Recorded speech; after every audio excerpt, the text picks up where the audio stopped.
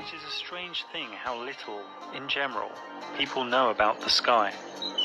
It is the part of creation in which nature has done more for the sake of pleasing man, more for the sole and evident purpose of talking to him and teaching him, than in any other of her works, and it is just the part in which we least attend to her. John Ruskin.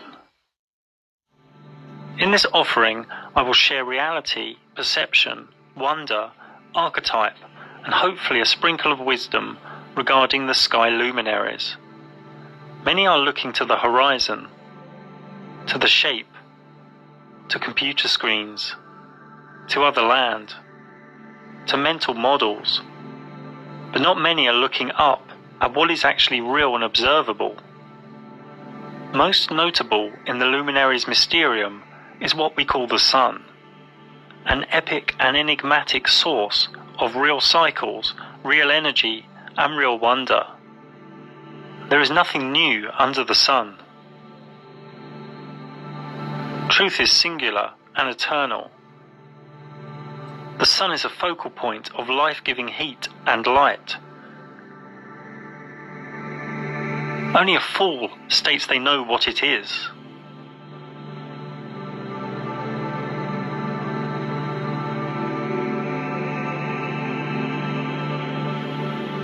The close sun within our realm makes one full westward revolution every 24 hours,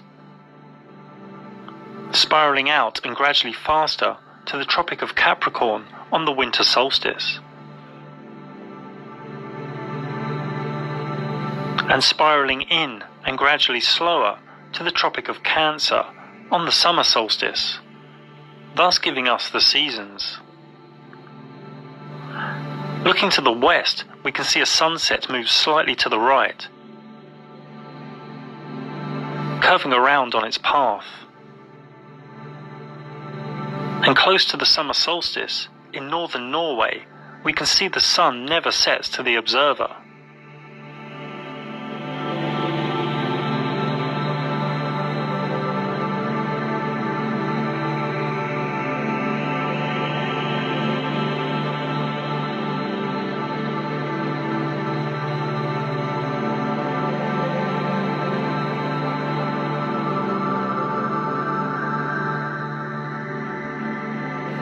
Here is another way to view the summer solstice. The smaller dome here is a human's observable area, and the larger dome could be presented as a flat sky. This is still an unknown. Here is another way to look at the equinoxes.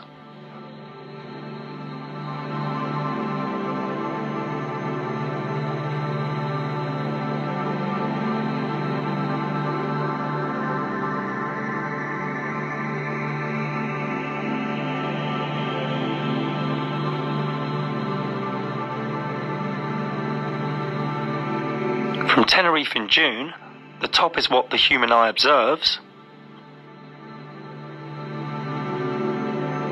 and below is what is really going on.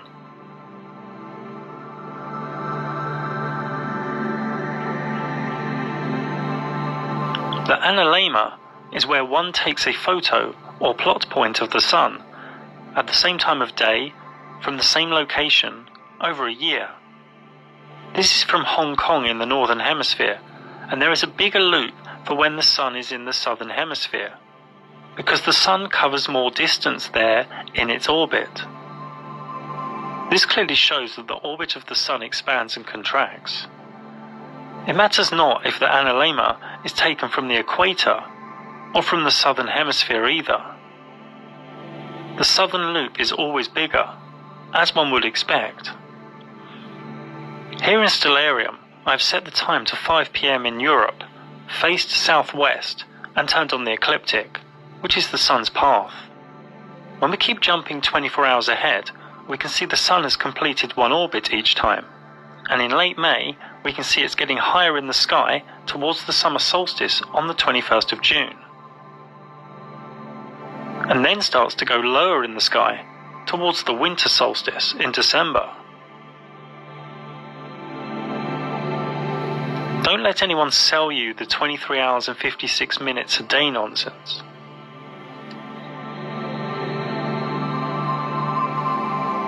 In real life, as it shows in Stellarium, we can see only a section of the night sky. When we move, our vanishing point also moves with us. And therefore, what we can see in the sky moves with us too. We know the sky appears to the eye as a dome, but this could be due to perspective. I mean, here it looks like the ground goes up and that the tracks go together, when we know these aren't true. The human eye's vanishing point shows us a visual reality that is not always objective. We simply have not unravelled the flat sky or dome mystery yet. This is all new. This awakening of true cosmology only made a comeback in 2014, the year I also first spoke out about it publicly. In many cases, we need to revel in the mystery and enjoy the mystery. The sun comes into the observer's vanishing point. This is known to most as a sunrise. The sun goes out of the observer's vanishing point. This is known to most as a sunset. If we go up in altitude, the sun comes back into one's field of view as the vanishing point has increased. When the sun sets in Japan, it's at its zenith in Madagascar, and also rising in Florida. Some ballpark trigonometry shows the sun is around 2,000 to 4,000 miles away. Well, that is, if it is an actual thing within the rules of known physics, which it possibly isn't. Now, these sunrises and sunsets often appear as different sizes. This is due to one or more of the following: the observer's position, land contour, sea temperature, atmospheric haze, and atmospheric temperature. So how high is our sun? We have seen evidence of localized hotspots.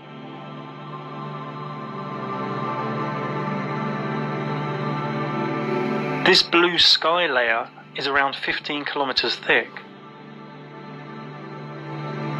Why it's blue, nobody really knows. Some say scattering, some say ionized gases, others say plasma. The truth is, it is also a part of the luminary's mysterium. This puppy isn't 93 million miles away. If you believe that, then you've had too much exposure to government scripture. I've even heard rumours that some lovers love each other so much that they have a child, and then they give the child away most of the week to centres that program them with government scripture. But that's all for another time. The sun doesn't have flares, but it does have sunspots. Nobody knows what these are or what creates them. But they do help us prove that the sun above oscillates, which appears to the observer as rotation.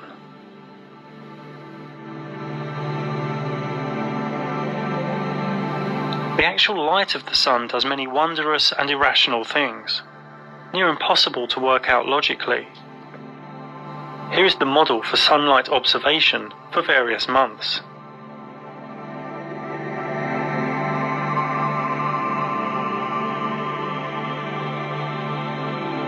Actual sunlight at any one time is never the same for two different observers.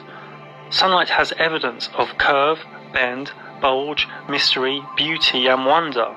The reasons are unknown, and that makes so many uncomfortable.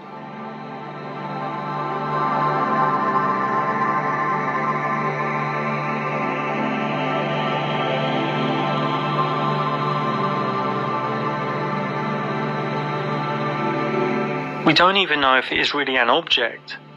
We do know it is a focal point of light and heat. For me, it is probably intelligent consciousness in some way, maybe half in this reality and half in another. It could just be far beyond our comprehension altogether, a reflective or geometric masterpiece of spiritual consciousness, a luminary of the mysterium. The sun has been worshipped and measured for aeons. The Aztec sunstone calendar marks our present world as the fifth sun to them. The Aztecs saw themselves as the people of the sun, whose divine duty was to sacrifice blood to provide the sun with its nourishment. In India, the Konark Temple of the Sun in Orissa, from at least 2000 BC, has complex and intricate sundials. These 24 wheels use complex and detailed shading and measures a magnitude of different units of time and cycles, mostly from sunlight. All around the world there are symbols for the sun, and temples aligned to the sun, marking the solstice and equinox. Astrologically, the sun represents one's basic personality, ego, and outward vitality. It rules the star constellation of Leo. There are many sun gods all around the world, from Egypt to India, and to the current Jesus archetype in Christianity. Now, much of Christianity is about the sky luminaries, known as astrotheology. Jesus is the Son of God, the sun that travels through the 12 zodiac signs. 12 disciples he travels around with, 12 brothers of Joseph, 12 tribes of Israel. The Last Supper painting by the alchemist Da Vinci shows all the zodiac signs having the Last Supper of the year before the crucifixion of the sun in November, after the kiss of death by Scorpio, Judas. The birth of Jesus on the 25th of December is when the sun rises from its lowest point of the year. The sun is born. Now, these stories you can find in other sun deities that are much older than Jesus. The Roman Emperor Constantine, pretty much the founder of Christianity, was a sun worshipper, even after he gave Christianity to the masses in the early 4th century. He also changed the day of worship from the Sabbath to Sunday. The sun was a big part of the secret recipe for the Hermetic alchemists, for the creation of the Philosopher's Stone. And it sits at the center of the Kabbalistic tree of life. In the Srimad Bhagavatam, it states in 11.22.31, sight, visible form, and the reflected image of the sun within the aperture of the eye all work together to reveal one another. But the original sun standing in the sky is self-manifested. Similarly, the Supreme Soul, the original cause of all entities, who is thus separate from all of them, acts by the illumination of his own transcendental experience, as the ultimate source of manifestation of all mutually manifesting objects. Democritus, in BC, said a quote that will help us as we continue through the other luminaries. It will be apparent that it is difficult to discern which properties each thing possesses in reality. The moon is the other large luminary in the sky. It has always been an enigma. It has always been worshipped, and its energy through its mystical phases affect much life in this reality. A mystic once said, "Look at the moon in the sky, not the one in the lake." Another said, "Moonlight drowns out all but the brightest stars." A Taoist author once said, "The moon does not fight, it attacks no one, it does not worry, it does not try to crush others. It keeps its course, but by its very nature, it gently influences."